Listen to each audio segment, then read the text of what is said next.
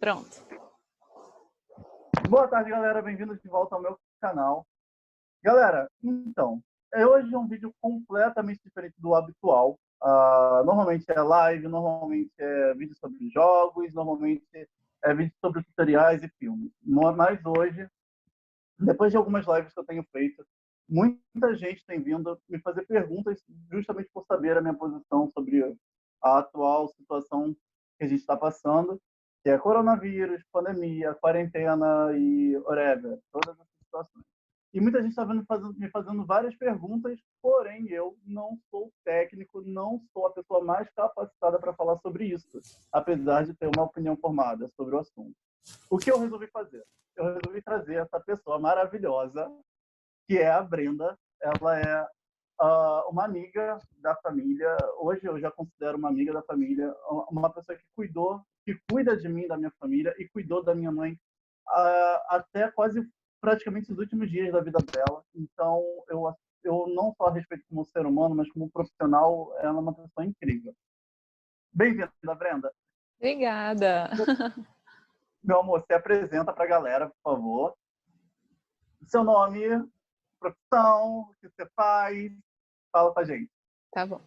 Meu nome é Brenda, eu sou médica de família e comunidade. Isso é uma especialidade médica que nem todo mundo conhece, mas eu vim aqui para o Rio de Janeiro estudar essa especialidade e, além disso, sou mestranda da Fiocruz, num mestrado dentro dessa atenção primária, que é onde o médico de família e comunidade atua.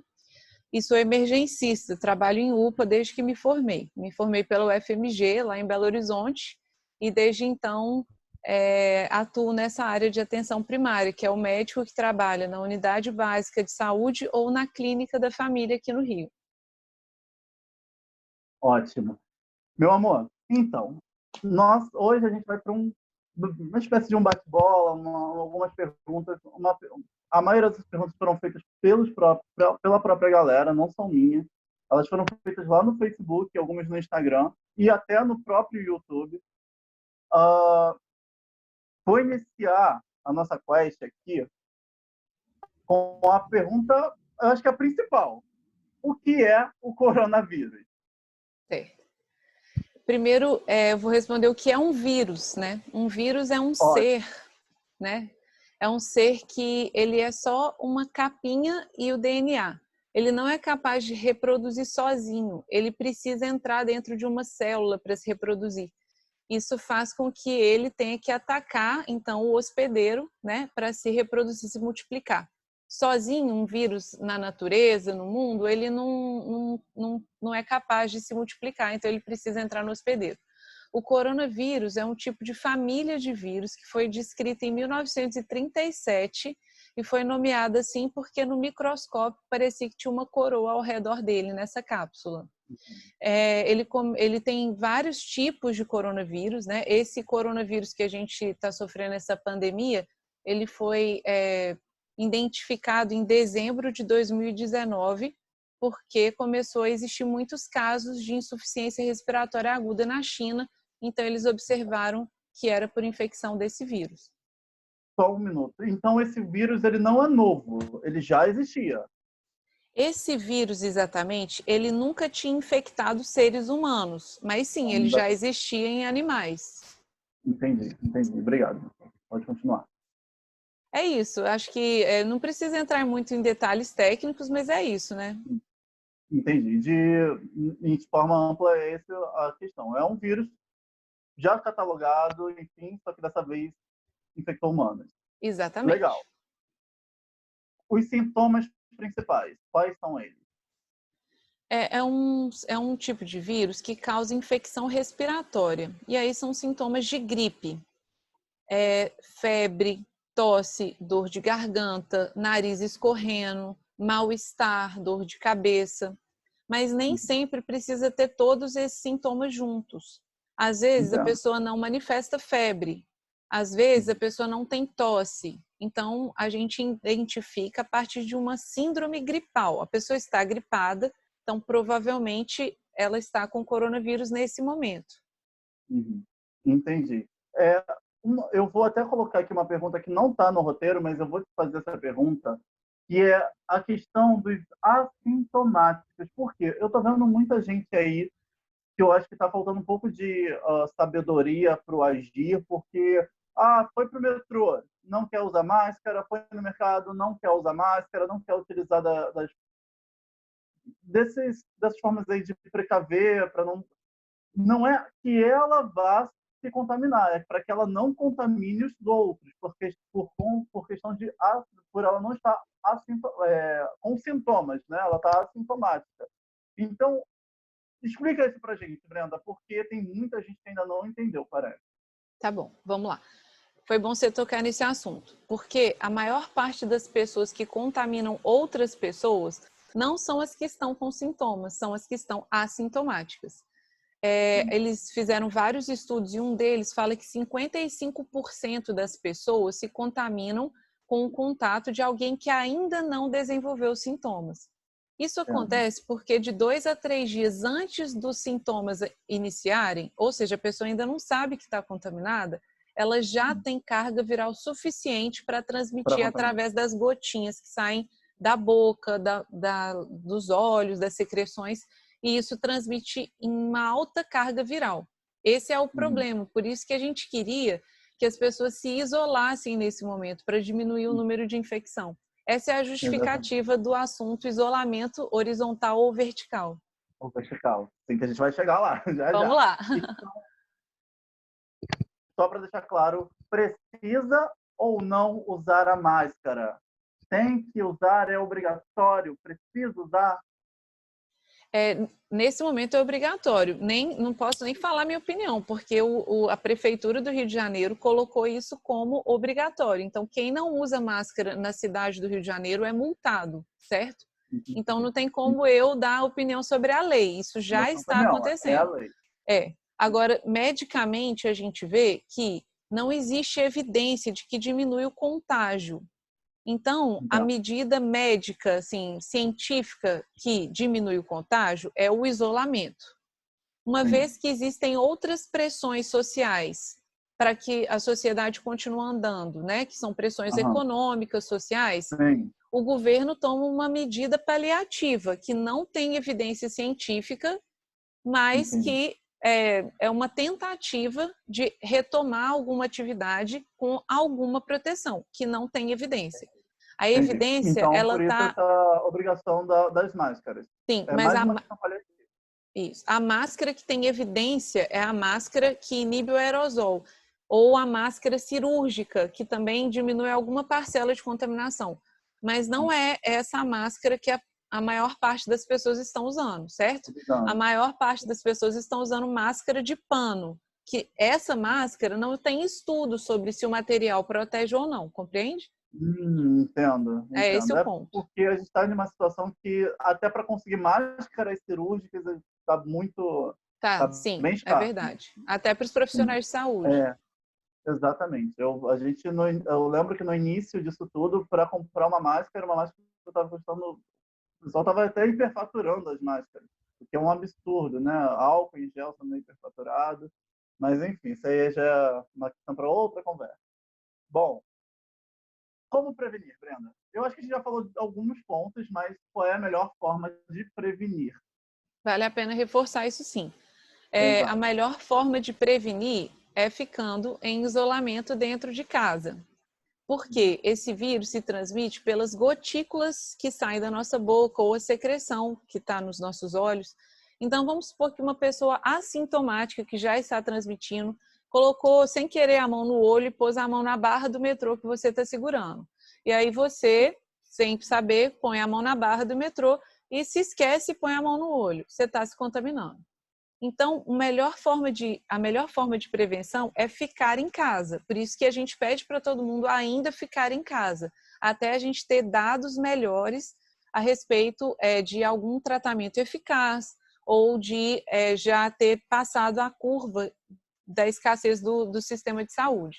Aí a outra coisa que a gente pode fazer para se prevenir é, se eu tiver que sair de casa, eu não consegui ficar em casa porque eu tive que ir no supermercado, alguma coisa assim, usar a máscara, mesmo que não exista evidência, essa é a recomendação. Usar álcool gel se você está num lugar sem acesso a água e sabão. mas água e sabão para lavar as mãos tem o mesmo valor de álcool gel. Essa era a minha dúvida, uma coisa que eu gostaria de perguntar agora. Muitas pessoas ainda falaram sobre isso. Não tenho dinheiro para comprar álcool em gel, não tenho dinheiro. O que eu faço? Porque nem todo mundo tem acesso a esse tipo de material de higiene. Água e sabão funciona. Água e sabão funciona tão bem quanto o álcool gel. Quanto...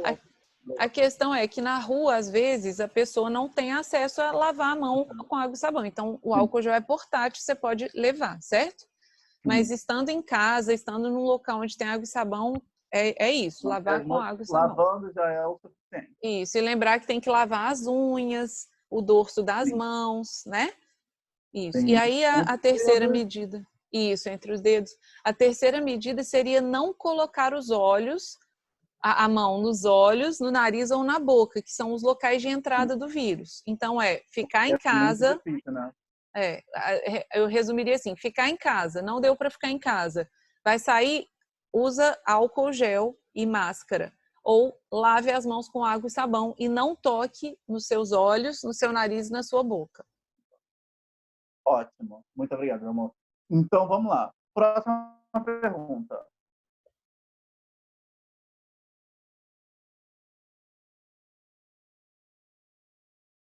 Se contrair morre? Não, né? Eu acho que já está aí, porque tem muitas pessoas sendo curadas. Mas quais são as probabilidades disso acontecer?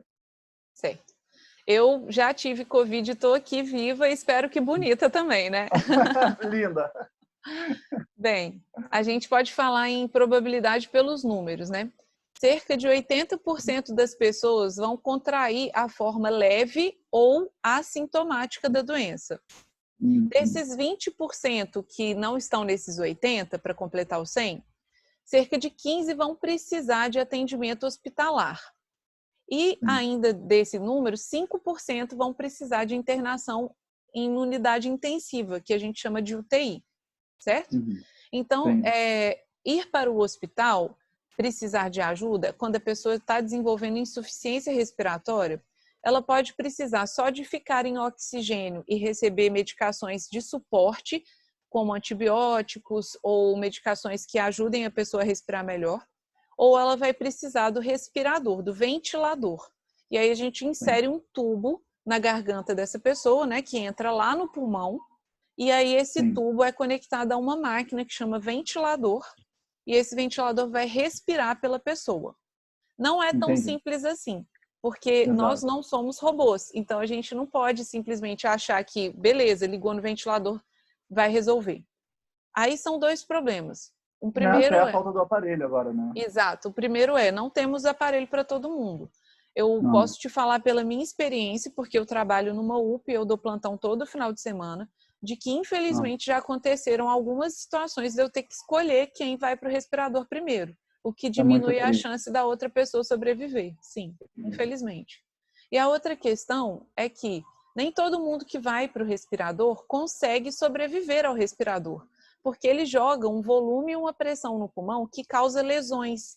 E essas lesões, elas podem ser irreversíveis. Eu não sei se você soube, mas eu perdi um colega meu de plantão. Esse colega, ele chamava Danilo e ele é conhecido, assim, né? Ele era um médico muito querido e a gente tem lamentado muito a morte dele. Ele ficou... Tá me ouvindo? Nossa. Tô ouvindo, pode continuar. Ele foi entubado, ele ficou umas 3 semanas e ele não resistiu à intubação, né? Porque é um processo violento. Muito. Sim, sinto muito. É muito complicado.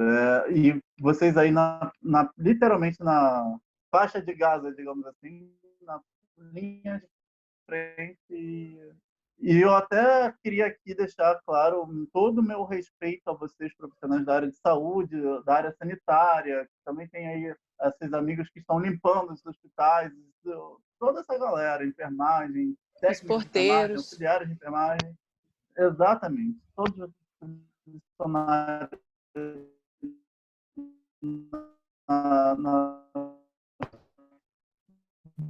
de frente nessa base, não consigo imaginar quem faça isso. Muito obrigado, meu amor. Então, há riscos fatos, mesmo que você seja jovem, há riscos para você. De que Sim. você morra. Sim. A gente vê que existem grupos de risco, né? Esse grupo de risco, principalmente, são as pessoas acima de 60 anos e quem tem doença crônica, que é hipertensão, diabetes, doenças pulmonares crônicas. Mas também a gente tem visto um grande número de jovens sendo entubados por insuficiência respiratória. A gente percebe que a obesidade está muito relacionada com isso, mas isso não significa que uma pessoa sadia não possa estar na estatística de pessoas que precisam do respirador. Sim. Eu acho que a gente até acabou respondendo algumas das próximas perguntas, que seriam: quais os grupos de risco? Os grupos de risco, quem está nesse grupo de risco? Idosos, cardíacos, diabéticos, hipertensos, né? Exatamente.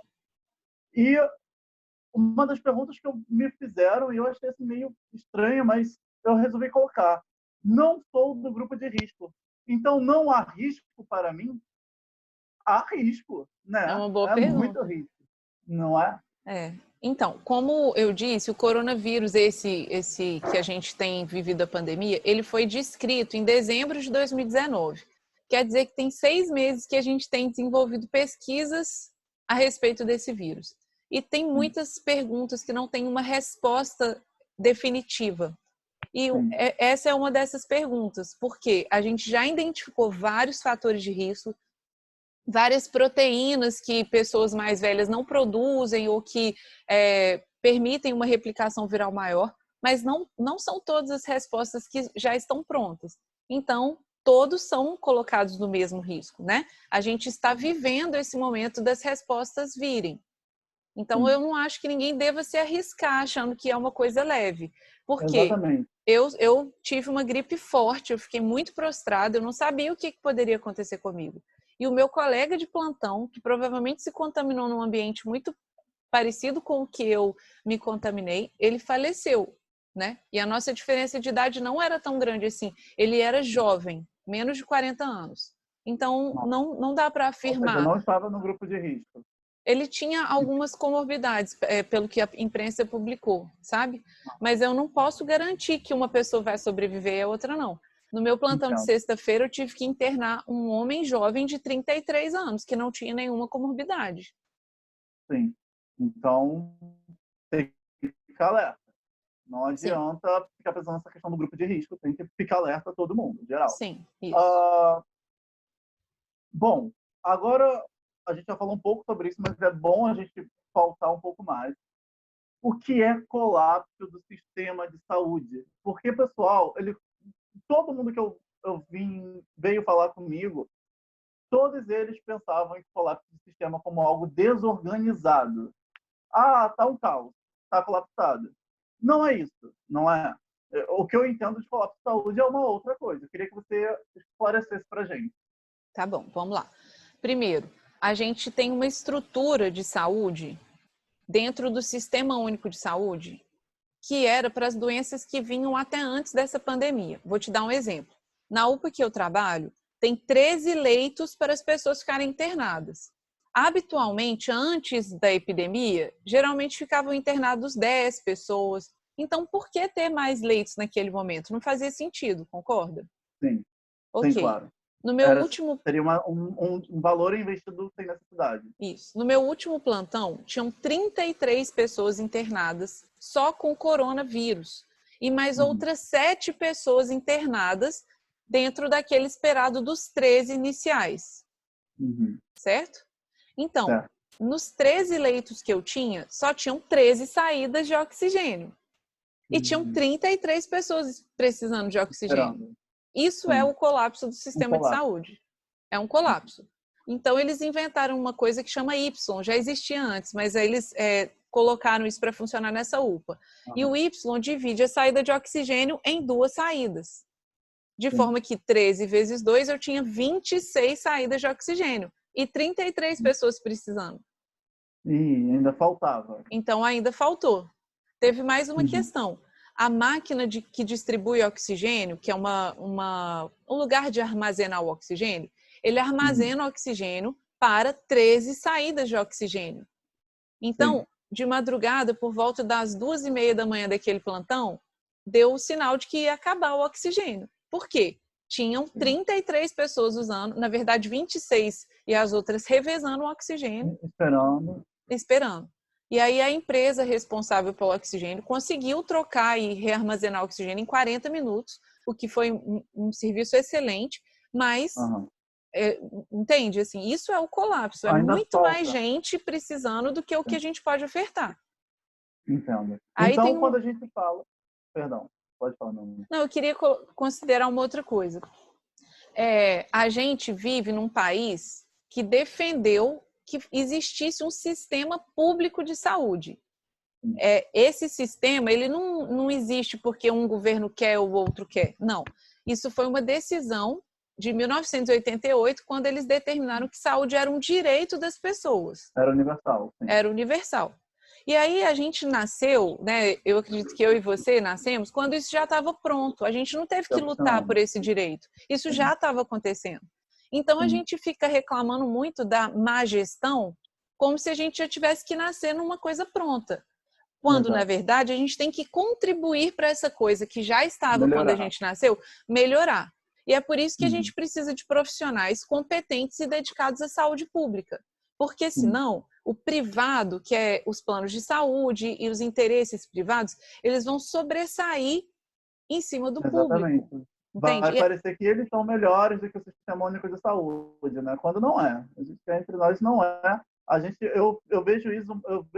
Normalmente, quando falam para mim sobre essa questão da privatização, por exemplo, do Sistema Único de Saúde, eu acho de um absurdo sem precedentes, porque se a gente olhar até para países desenvolvidos, como os Estados Unidos, por exemplo, a gente olha agora nessa questão do coronavírus, 70% da população que morre nos Estados Unidos são de imigrantes, negros, pessoas que não têm acesso ao sistema privado de saúde, porque lá o sistema único de saúde deles não funciona, não existe praticamente. Não existe, é isso. Então as pessoas estão morrendo como baratas sem ter a quem recorrer, porque o dinheiro literalmente está falando mais. Se você tem dinheiro para esse tratamento, você sobrevive. Se você não tem, você não sobrevive. Imagina no nosso país, onde a maior parcela são de pessoas pobres, que não tem nenhum valor para fazer pagamento de questões privadas, vão fazer o quê? Morrer.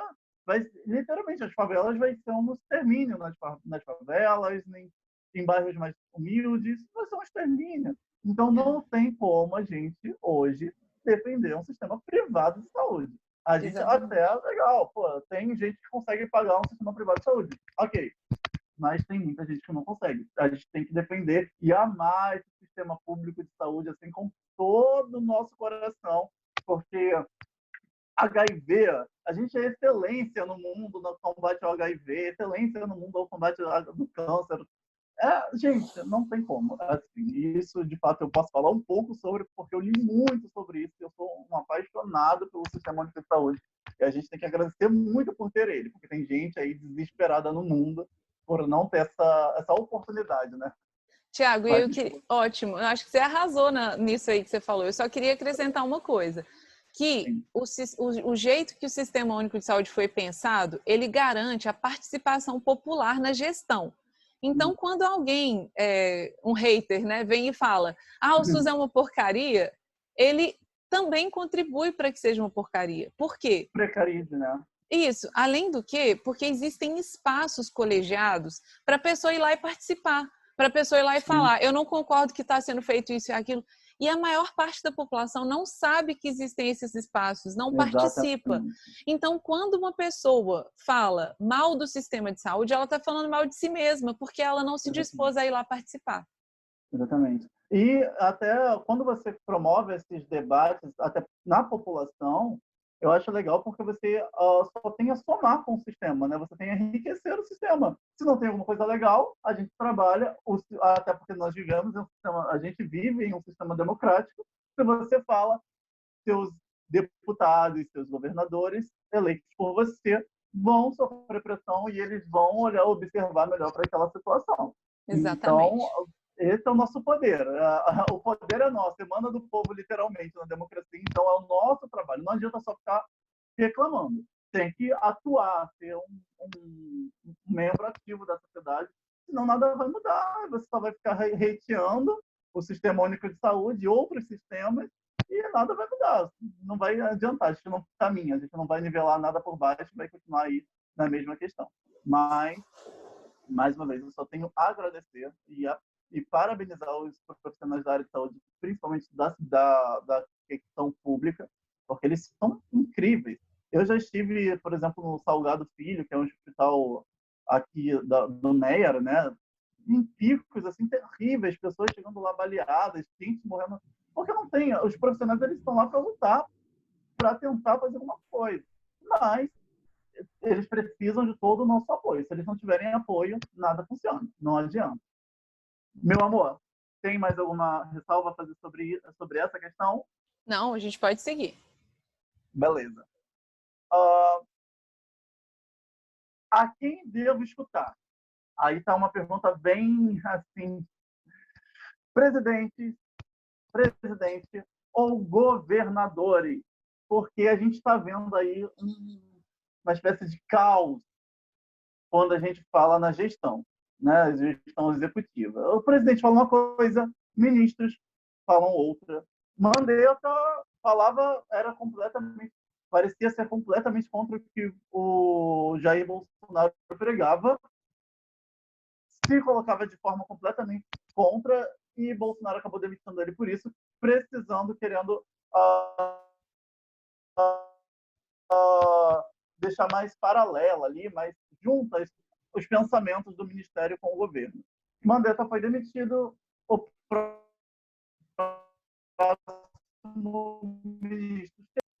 ministros, governadores e presidentes. São três opções aí a serem seguidas. A quem a gente deve seguir? A quem você acha que a gente deve seguir nesse momento? Tá. Olha, eu achei ótima a sua pergunta, né? Assim, primeiro você me perguntou assim, quem que a gente deve escutar, né? Então eu vou te falar uma coisa, a gente deve escutar todo mundo a gente tem que escutar. Agora, criar uma opinião e defender uma opinião a partir de escutar uma coisa que não tem respaldo, a gente está, acho que, sendo um pouco ingênuo, né? Por quê? Porque eu entendo que o presidente tem um posicionamento que não é só a ciência, ele tem que considerar outras coisas. Mas por que um presidente vai considerar outras coisas que não são embasadas pelo real, né? Sim, então, sim. assim, você vê um presidente falando uma coisa, escuta o que ele está falando, mas a partir do seu ponto de vista, tenta avaliar se isso é uma coisa que está sendo razoável, positiva, né? Se tem embasamento em outras realidades. Escuta a ciência. O que a ciência está falando, né? Eu estou dando uma opinião técnica, estou aqui falando da minha realidade, mas existem outros cientistas mais graduados, inclusive, que eu, defendendo o ponto de vista da ciência, né? Tem o Átila, que tem dado muita entrevista, tem os professores da USP, da Fiocruz, da UERJ, né? Então, vamos escutar essas pessoas também, porque não são só os políticos. Aliás, essa questão dos políticos, cada um tem a sua opinião, eu não acho que a gente precisa entrar muito nisso, mas a gente precisa entender que as políticas públicas e a saúde pública, ela está inserida dentro desse contexto, ela também tem uma razão científica, né? E a gente vê que o que está sendo considerado, na opinião desses políticos, governadores, presidentes, não estão levando em consideração essa opinião científica da política pública, né? Assim, de entender que a sociedade adoece por determinantes sociais. A gente não adoece só por causa do vírus. A gente adoece de acordo com a determinação social ou a condição social que a gente vive, né? Então, será que uma pessoa que mora na Zona Sul tem a mesma chance de se contaminar do que uma pessoa que mora numa favela? Na favela, né? Agora, então, aí eu vou te falar mais uma coisa. Economicamente, existe também uma ciência para se entender essa determinação social, que será que se eu fizer investimentos mais sociais, no sentido de investir mais para que as classes mais pobres, né, elas ascendam por um incentivo isso não vai diminuir a chance dessas pessoas adoecerem por coronavírus ou por qualquer outra patologia. Então, a gente, escutando esses políticos, a gente pode perceber que talvez a nossa opinião, de acordo com o ponto de vista de cada um, está um pouco conflitante com o que o político está dizendo, né? Sim. Então, acho que é isso, escutar todo mundo, mas perceber que tem opiniões que estão fugindo da realidade, né? Principalmente da realidade do povo, de cada um. Só um adendo no que você acabou de falar, essa questão social mesmo da coisa, a gente percebe, a gente tem que usar exemplos e dados reais, né? Coisas que palpáveis, que estão aqui agora no nosso momento. A gente percebe como há essa discrepância aí, quando a gente vê, por exemplo, essa senhora que faleceu, ela era doméstica, né? Trabalhava com uma outra senhora que trouxe o vírus de outro país, passou, transmitiu para ela, mesmo a senhora sendo ela a da situação de risco, desse grupo de risco, ela sobreviveu e a doméstica não. Então a gente percebe o quanto isso infelizmente, é um problema para a gente, porque as pessoas de classe mais baixa são as em situação mais vulnerável, né? Porque elas não têm um sistema que não... Até da questão privada vai colapsar, mas as do público ainda pior, porque você vai ter que estar em contato, você vai lá nesse momento. Então, as questões já não vão funcionar mais em uma pandemia tão bem quanto funcionava antes. Então, é um risco muito maior. Por isso que hoje em dia eu falo, gente, pensa assim, você quer se expor, você quer expor a sua família, não é tão simples, você não vai simplesmente chegar lá e vai ter atendimento assim na mesma hora que você quiser. Não é tão fácil. Então, hoje em dia, quando me perguntam sobre isso, é esse o meu pensamento. Mas a questão da classe social é um agravante terrível no nosso país. Essa questão do nivelamento social que, infelizmente, nos massacra há anos, né? E uma pandemia, ele só demonstra como ele é eficaz em matar pessoas de classe mais pobre. Mas alguma coisa mais para falar sobre isso, meu amor? Não, acho que cada um tem sua opinião, não precisa ficar defendendo a sua opinião na mesma caixa, as pessoas erram, as pessoas... o ser humano não é perfeito, né? Mesmo que você tenha defendido uma opinião, você pode mudar de opinião. Então, assim, acho que o coronavírus é uma boa oportunidade para a gente refletir sobre outros comportamentos que a gente está tendo individualmente na sociedade, né? Será que vale mesmo ainda a opinião que eu estava carregando até aqui? Ou será que agora é o momento de ressignificar e de perceber que a gente vive mesmo inserido numa sociedade e que importa mesmo é o que é para todo mundo e não o que privilegia uns e não outros, né?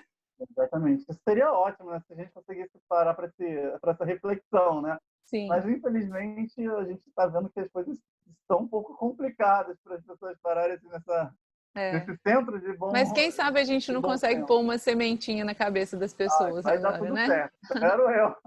Pelo menos que essa galera que está nos ouvindo, que está nos assistindo agora, que eles pensem, galera, é isso. Infelizmente, tem que parar para refletir consigo mesmo. Pensa... Esquece questão política. Aqui não cabe questões políticas, cabe questões científicas e pensamentos em prol de um todo. Não é só você.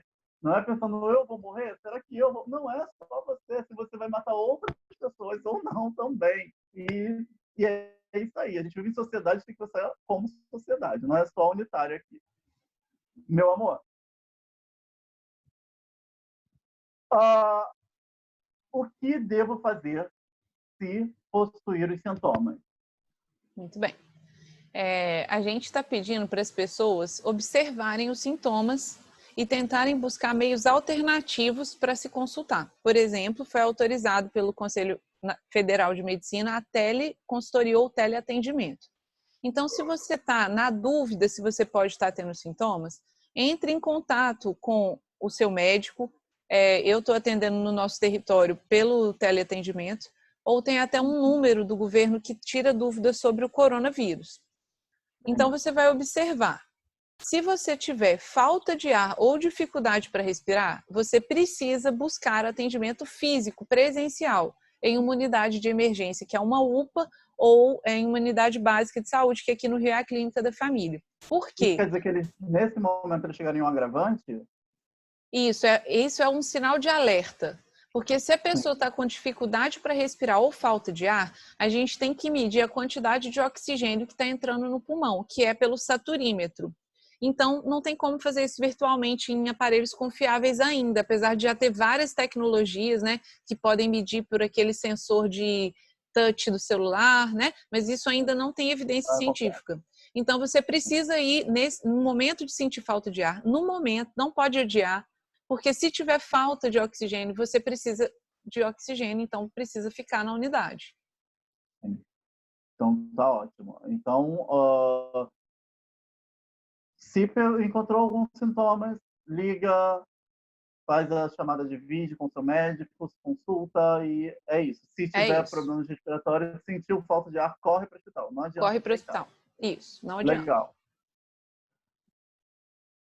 Há uma previsão de quanto tempo vai durar essa situação? Quarentena, pandemia? Há um cálculo para isso?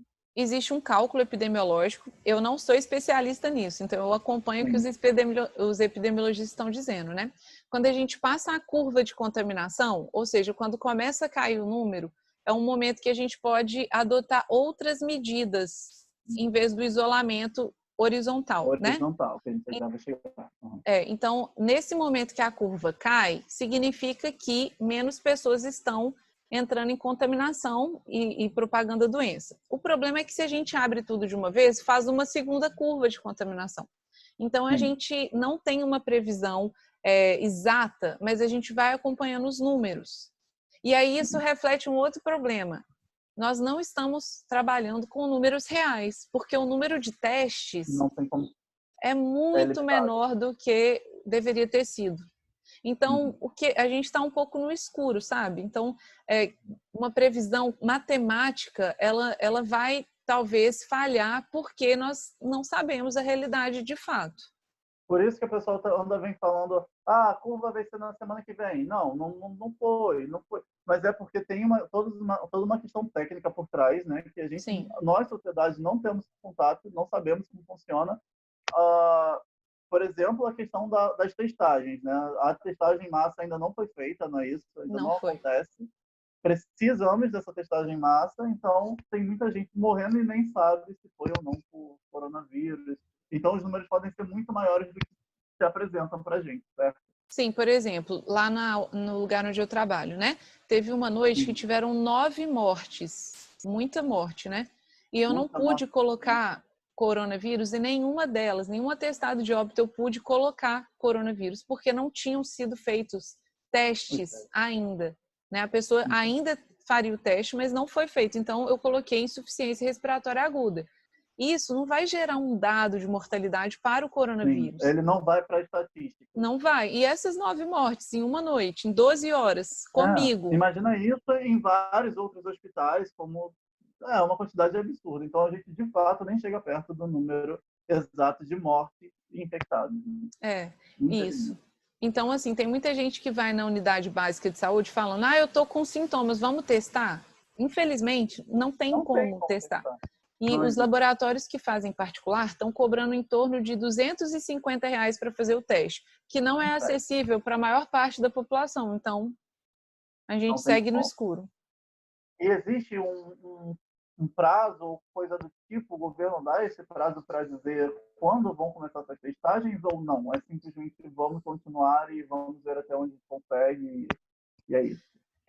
Várias instituições privadas doaram milhares de testes para o governo, que começaram a chegar, acho que há 2 semanas atrás. Então, aqui no Rio de Janeiro, o governo começou a testar os profissionais de saúde. Tanto que eu fui testada pelo governo, né? Mas eu fui testada 27 dias depois que eu tive sintomas, certo? E aí, então, meu teste veio positivo. Eu tenho visto que está aumentando o número de testes, mas para os pacientes internados graves e os profissionais de saúde. Então, assim, eu vejo que sim, está sendo feito um movimento, que o governo fez sim a compra, mas está de longe ainda o que a gente precisava. Porque se a gente testasse os sintomáticos, a gente saberia realmente quem está o número real da contaminação. E aí a gente não tem acesso. É complicado.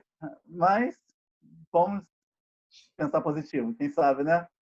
Já deveríamos ter feito os nossos movimentos, mas já são 3 meses, né, praticamente de pandemia aí. Foi dia 16 de março, né, que a gente iniciou a transmissão comunitária. A quarentena. Isso, Vamos esperar, então, que esse quadro melhore, né, daqui para o futuro. Uma pergunta que eu, sinceramente, não consigo... Para mim, parece até brincadeira, mas eu vou fazer ela, porque pode ser que existam outras pessoas. Depois que eu vi uma fila em Smart Fit, e eu não acreditei naquilo, mas eu vou trazer essa pergunta. Posso voltar à academia, Breno? Então, gente, olha só. Não tem comprovação ou nenhuma evidência de que você vai estar seguro na academia. Mesmo que a sua academia proporcione número limitado de pessoas dentro da academia e um profissional para limpar os aparelhos o tempo inteiro, continua existindo aquela transmissão pela gotícula, mesmo que você malhe de máscara. A máscara que você malha não tem evidência de que ela é uma barreira, como eu expliquei, né? Então, assim, você pode fazer o que você quiser, mas escuta o que a ciência está falando, que, né, o que está sendo comentado. Não existe nenhum profissional que está recomendando que se volte a fazer as atividades, porque você não está seguro. Então, assim, a decisão de voltar a malhar é individual, né? Agora que o presidente permitiu que isso aconteça. Mas, medicamente, para os meus pacientes, eu estou dizendo, ainda não é o momento. Ainda não tem como eu garantir que você vai ficar bem até o final da evolução da doença e que, se você precisar de um respirador, vai ter. Então, eu acho um risco individual muito grande você voltar a malhar nesse momento. É o que eu costumo dizer, o problema não é você ser infectado. O problema é você ser infectado e ser obrigado a ir para o hospital. Aí você vai para o hospital, aí você, por exemplo, você que foi irresponsável e foi para a academia, você vai tomar o lugar de uma pessoa que não tem nada a ver com isso, que ficou em casa e mesmo assim, por algum motivo, foi infectado, e você vai matar, pode se matar e matar essa pessoa que nada tem a ver com isso, porque lá não vai ter respirador suficiente para você e para ela. E o pior e se você ficar bem, você transmitir para o seu pai, e o seu pai precisar do... Exatamente, mata o seu pai e, sabe, só porque não vai malhar, gente, a gente retorna depois das nossas atividades, o corpo bonitinho vai voltar, fica calmo. Mas não é esse momento. Esse não é o momento da gente pensar em coisas supérfluas. Isso é supérfluo. O pessoal que fala que quer ir para o bar, isso é supérfluo, gente. É esperar. Bebe cerveja em casa. Tá tudo tranquilo. Não tem que ser... é chato. Pô, de verdade é chato, mas eu acho que é muito mais chato você estar em um caixão, certo? Ou ver uma pessoa que você ama em um caixão. Então, segura essa chatice para não ter um problema maior no futuro. É o meu pensamento, espero. Mas, enfim, né? Meu amor, a próxima pergunta é muito parecida. Por que não posso enviar os meus filhos de volta para a escola? Eu acho que a pergunta já foi até respondida. Mas tem uma particularidade nisso, que é as crianças, a maioria das crianças, ela é uma transmissora assintomática. Então, você não vai saber que o seu filho está desenvolvendo a doença, ele vai ficar ali com o narizinho escorrendo e vai estar transmitindo para todo mundo em casa, para o vovô, para a vovó, né, para o vizinho, para a cuidadora do seu filho, e aí é uma rede de transmissão que a gente não tem controle. Então, as escolas não voltaram ainda, né? Aqui no Rio, Crivella anunciou que talvez seria no dia 31 de maio, mas eu acredito que eles ainda vão observar essa curva, né? E aí, se for uma decisão coletiva de que agora a gente já pode retornar às nossas atividades, se a ciência estiver falando isso, então tudo bem, vamos voltar. Mas nesse momento ainda não devemos sair nem com as crianças. Sim, o que eu penso sobre esse assunto é, legal, pô, as crianças não têm essa sensibilidade, essa maior sensibilidade ao vírus.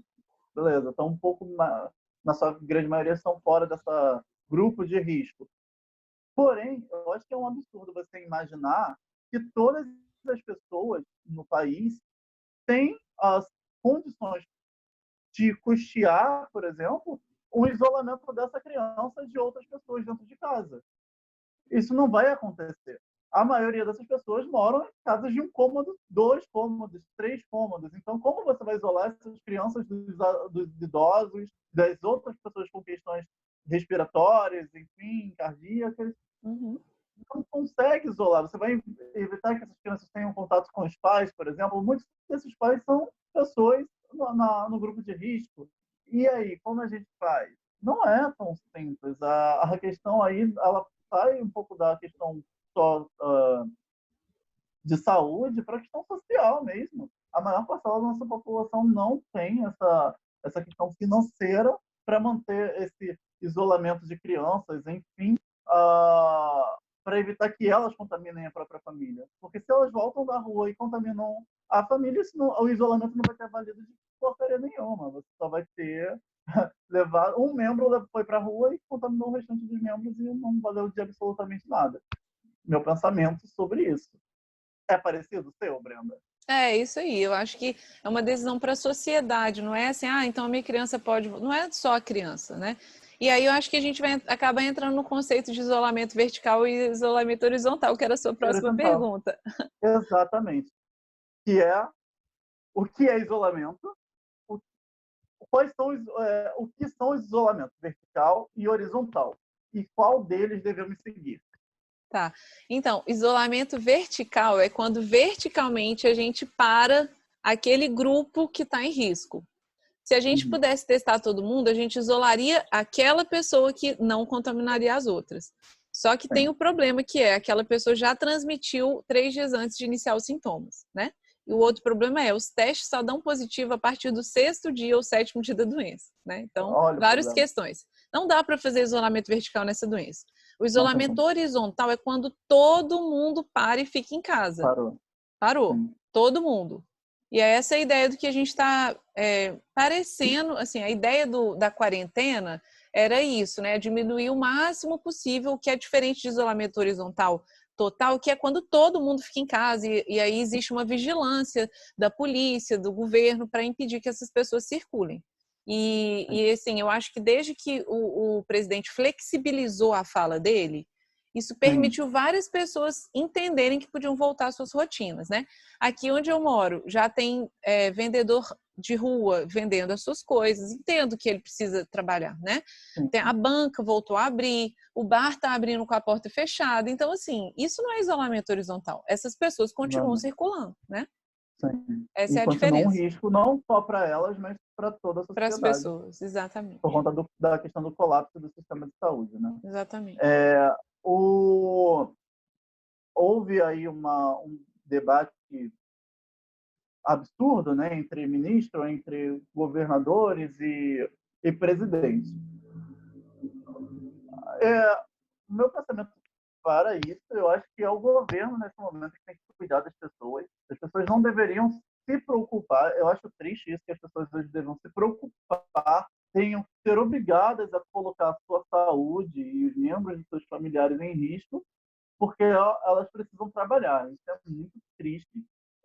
A gente trabalhou nossa vida inteira, pessoas contribuíram centenas de anos para que a gente hoje tivesse pelo menos respaldo do governo e as pessoas pudessem ao menos ter aí acesso à dignidade, né? Porque você colocar sua vida em risco não é digno.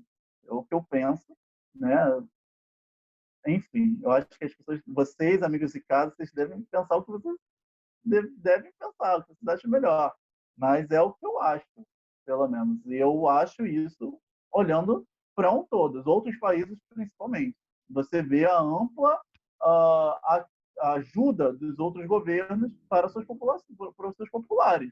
Não dá para o único governo que é o nosso achar que não tô, quem é essa obrigação de manter o governo funcionando, a economia funcionando é de vocês, não é nossa. Não dá. Essa responsabilidade não é nossa. Eu acho que o pessoal tem que entender isso. Essa responsabilidade não é nossa. Essa responsabilidade hoje, para mim, é do governo, né? A população não pode ser colocada em risco. Mas, enfim, eu acabei trazendo um pouquinho do meu pensamento político para isso, mas desculpa, gente. Meu amor, mais uma questão bem científica. Hidroxicloroquina. Oh, meu Deus, essa tal dessa cloroquina que tanto é falada. Surte efeito ou não surte? Tá. Não tem nenhum estudo que fale Bem, que tem um efeito. Assim, a questão existe um jogo político para empurrar que essa medicação tem algum efeito. Mas, cientificamente, existem sites muito acessíveis e transparentes que você pode digitar no Google e perceber e ler lá sobre quantos estudos geraram evidência que a cloroquina faz um efeito, tá?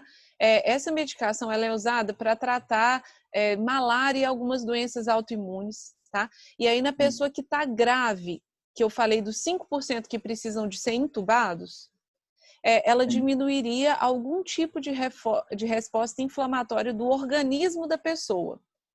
Então, não tem muito assim como a pessoa pensar, então eu comecei a ter os sintomas e vou iniciar a cloroquina. Não é nesses casos que ela faria alguma diferença.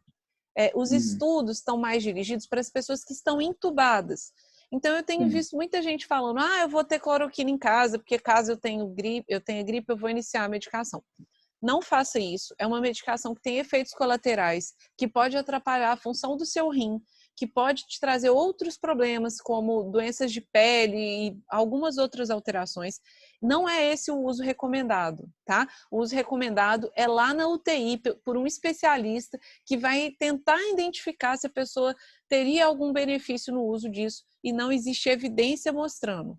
Evidência é quando a gente testa dezenas de pessoas, milhares de pessoas, e o efeito que tem, na maioria, é positivo. E não existe esse número. Vários estudos de vários países testaram e não existe esse número, tá bom? entendi. Então, para deixar claro, galera, não se automedique, Não não se faça automediquem. automedicação. Não existe isso.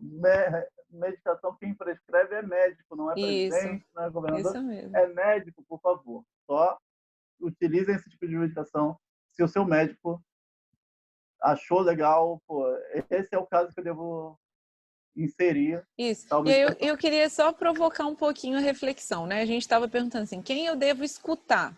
Se você está escutando o presidente, que não é médico, defendendo o uso de uma medicação que os médicos não defendem, que os ministros médicos que estiveram com ele não conseguiram ficar lá para convencê-lo do Exatamente. contrário, escute o que o seu presidente está falando e tenha a sua opinião a partir disso. Você não precisa só reproduzir que o presidente está falando uma coisa para você defender que isso é verdadeiro, porque, E eu até digo que não necessita demonizar Bolsonaro, não demonize. sim, Mas você pode concordar com ele em criticar, alguns aspectos, exatamente. mas mesmo assim criticá-lo em outros aspectos. Isso é uma questão sadia da democracia, né, gente? Sim, até Não do é seu porque próprio pensamento, né?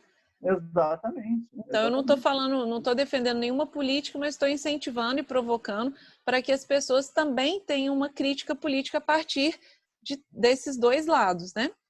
Exatamente. Até porque o presidente não manda em absolutamente nada, ele só está ali para executar, ele é o chefe do executivo, você não é obrigado a seguir aquelas questões, ele só te dá ali o pensamento dele. Ele não está colocando aquilo em pauta, ele não está colocando aquilo como regra. Você segue se você quiser ou não. Uhum. Bom, outra questão que eu resolvi fazer essa pergunta agora, Brenda, porque eu estava dando algumas pesquisadas sobre o assunto e acabou de chegar para a gente aí de forma bem midiática e bem assim, eu até achei um pouco sensacionalista, mas foi colocado que o... Só um minutinho, por favor, Noah. Dá licença, por favor. Desculpa. Foi colocado que encontraram uma forma de combater o vírus, que haviam encontrado a cura e que uma farmácia americana, um grupo de farmacêuticos americanos, não sei exato, haviam encontrado, isolado o vírus, conseguido isolar o vírus, e que se o governo americano permitir, logo eles já iniciariam uma espécie de tratamento em massa. Eles já estariam até preparados para produzir esse tal medicamento e distribuí-los em massa. Isso procede? É certo? a pressão da indústria farmacêutica é muito grande, né, para ser a Sim, vitoriosa nisso. Se eles conseguirem, exatamente. Tanto é que, maravilhoso, vai salvar muita gente. exatamente. Tanto é que as Mas, ações deles na Bolsa de Valores subiu 240% em sim, um dia. mas na comunidade científica, hoje, de 17 de maio, eu não estudei, não Não há nada. acessei e não ouvi os meus colegas falando sobre nenhuma solução mágica. Entendo. Entendo. Então, a gente não. Fique feliz, legal, mas não é para contar com isso nesse momento. Não, Porque até senão isso traz porque uma. existem testes que precisam do tempo para saber se eles são efetivos ou não, né? Assim, testar essa medicação. E não tem como você testar amanhã e tá curado. A pessoa precisa de um Entendo. tempo de recuperação, né? E também para você ver Entendo. se está fazendo. Então, assim, maravilhoso se vier, acho ótimo, né? A gente vai Então, salvar muitas vidas, mas eu é ainda não tudo ouvi certo. falar de nenhuma solução. Então, tem que tomar cuidado até com essas tais boas intenções, assim, do nada, que surgem como um milagre, né? Sim. Tem que tomar cuidado. Igual eu falei, Então, escute todos, mas atento para você criar sua opinião, né? exatamente. Brenda, essa foi a última pergunta. Tem alguma coisa que você queira nos dizer, Brenda? Queira deixar claro para a gente? Existe mais algum ponto? Eu queria te agradecer e eu acho que assim o que eu queria, sei lá, deixar de mensagem final é que talvez esse vírus tenha vindo assim no momento da humanidade que a gente precisa refletir sobre os próximos passos que o ser humano vai tomar na Terra, né? E assim, por mais difícil que seja estar em casa de quarentena, talvez sejam os dias que você tem para pensar sobre o seu posicionamento político, né? Sobre as suas ações, o seu consumo, sobre o jeito que você descarta o seu lixo, sobre o jeito que você transforma a terra, né? Que você usa o planeta que a gente está vivendo, sobre o jeito que você lida com a sua saúde, o jeito que você valoriza o contato com seus amigos, com seus familiares. Então, eu acredito que tudo isso vai passar, nós vamos ter muitas perdas, vai ser triste lembrar de quem a gente perdeu, como eu me lembro ainda e choro e sonho com o meu colega, né? Espero que mais nenhum querido vá perto de mim. Nós vamos chorar essas pessoas, mas a gente pode tentar ressignificar algumas coisas a partir dessa Dessa experiência, dessa vivência, né? crise, dessa vivência. O que eu queria também até pegar um pouco do que tu falou, Brenda, para dizer o que a gente não pode deixar nesse momento é a sensibilidade, deixar de sentir, porque as pessoas estão falando tanto de números, né? Hoje a gente chegou a quase 18 mil mortos. A gente não pode só lidar isso com esses números como se fossem realmente números, são pessoas. Pessoas que Cada têm um desses história, números são família. pessoas, exatamente. A gente não pode deixar a nossa empatia lá no desastre de Brumadinho, no desastre do avião do Chapecoense. Tem que trazer esses números para a realidade. São pessoas morrendo em massa por uma só questão. Não é, ouvir dizer, mas as pessoas morrem todos os dias. Gente, morrem todos os dias, mas olha essa situação. São milhares de pessoas. E a gente tem que pensar que cada uma dessas pessoas tem família, cada uma dessas pessoas, cada familiar desse está desesperado, assim como você está desesperada pelo seu amigo. Pais e mães estão morrendo. A gente tem que pensar nisso, tem que pensar de forma sensível a tudo isso. Não é uma questão superficial. Tem um coração, tem um amor para essas pessoas. Parem de pensar somente em vocês. Pensem de forma social. A sociedade depende disso para a gente sobreviver a essa questão agora. Até para que a gente justamente possa refletir sobre as nossas questões no futuro. Como a gente passou por isso? Você quer ser lembrado como uma pessoa que não esteve nem aí para centenas de mortos?